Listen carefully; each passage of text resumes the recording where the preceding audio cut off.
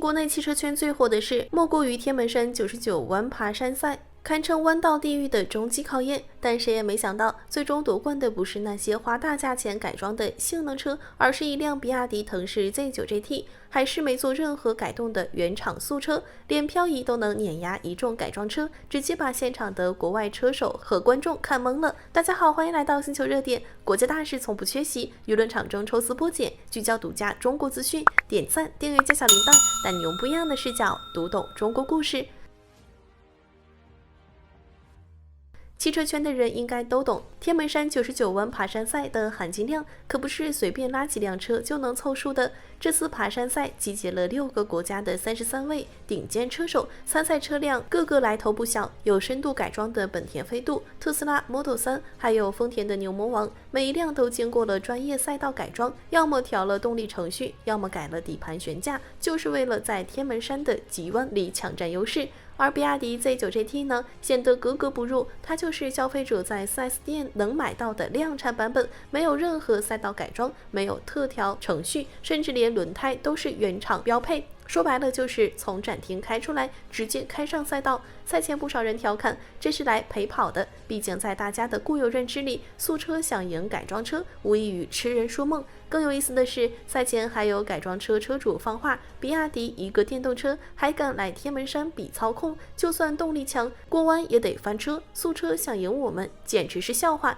结果比赛一开始，这些嘲讽就被狠狠打脸。Z9GT 用实力上演了一场素车碾压局。车手盛嘉诚驾驶着 Z9GT 在最考验操控的瀑布赛段跑出了1分54秒71的成绩，不仅拿下该赛段全场冠军，还摘得纯电4驱组冠军，更是全场唯一跑进1分55秒区间的车辆。反观那些深度改装的对手，最快的也比他慢了近10秒，有的甚至在急弯处失控打滑，连完整跑完全程都费劲。最让人震撼的不是夺冠，而是 Z9GT 在赛道上的漂移表现。要知道，天门山的弯道又急又窄，路面附着力多变，连改装车都得小心翼翼。而这辆5米多长、2.7吨重的素车却能灵活漂移过弯，转向精准又稳定，没有一丝拖沓。现场有观众拍下视频 ，Z9GT 在连续发卡弯中，后轮灵活转向，左右后轮扭矩精准分配，漂移时车身姿态平稳，没有出现任何失控迹象。跑完弯道后还能快速提速，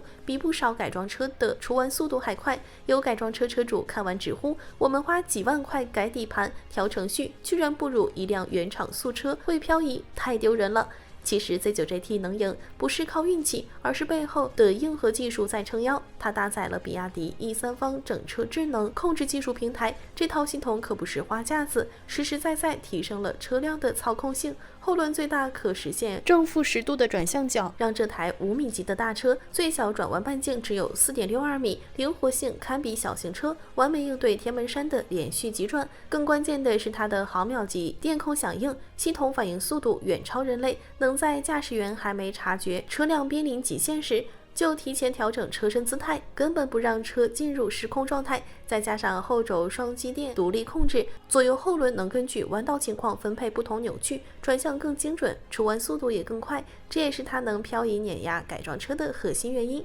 赛前还有人质疑电动车重，过弯容易侧倾，根本不适合极限赛道，但 Z9GT 用实际表现打破了这种偏见。它的第2代刀片电池与车身结构深度融合，既降低了车身重心，又增强了刚性，过弯时侧倾很小，稳定性远超预期。而且它全程没有出现任何故障，续航也完全够用。反观有的改装车跑了一半就出现动力衰减，甚至刹车失灵。这场比赛过后，网上彻底炸了，网友的调侃和赞叹刷屏评论区。有网友说，以前觉得改装车才是赛道王者，现在才知道不是改装车不行，是比亚迪素车太离谱。还有网友调侃，那些花大价钱改装的车主，估计现在都在哭，改来改去不如一辆原厂比亚迪。其实这已经不是 Z9GT 第一次惊艳众人了。早在2025年11月的贵州村 GT 漂移赛上，它就作为唯一未改装的新能源车，完成了高速漂移、圆规掉头等高难度动作，还被选为赛事官方安全车。暴雨山道中，它的精准甩尾控制当时就圈粉无数。你可能不知道 Z9GT 的售价只有26.98万起，30万级的价格却实现了2.7秒0-100加速，1036千米续航，还有9分钟闪充功能，既能日常家用，又能在赛道上碾压改装车，堪称平民性的天花板。这也打破了大家的另一个偏见，赛道级性能不一定非要100万豪车，也不一定非要靠改装。所以这场天门山比赛，与其说是一场夺冠之战，不如说是比亚迪技术实力的一次展演。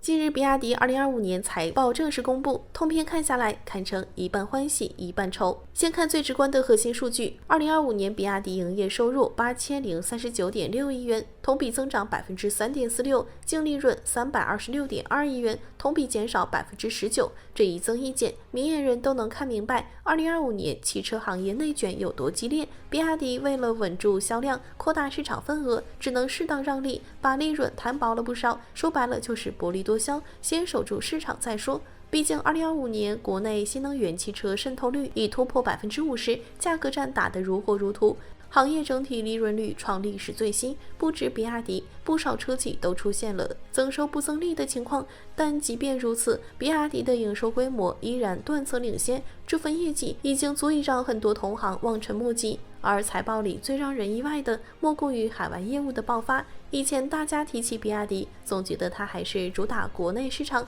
没什么国际范儿。可2025年的数据直接扭转了这种印象，国内收入4932亿元，海外收入3107亿元，海外营收占比达39%，差一点就到40%。更亮眼的是海外销量，全年累计销售104.96万台，同比暴涨145%。欧洲、东南亚、拉美市场全面开花。要知道，海外市场的毛利率比国内还高3个百分点，已经成为比亚迪对冲国内盈利压力的避风港。不得不说，比亚迪这波全球化布局确实打得漂亮，连不少深耕海外多年的车企都忍不住羡慕。另一个让人意想不到的数据是手机业务的表现。谁能想到，如今靠新能源汽车封神的比亚迪，手机业务依然能撑起半边天。2025年手机类收入1552.37亿元，占总营收的19.31%，接近20%。虽说同比略有下滑，主要是受大客户需求变化影响，但能在汽车业务飞速发展的同时，保持手机业务的规模已经十分难得。要知道，比亚迪是从手机电池业务发家的，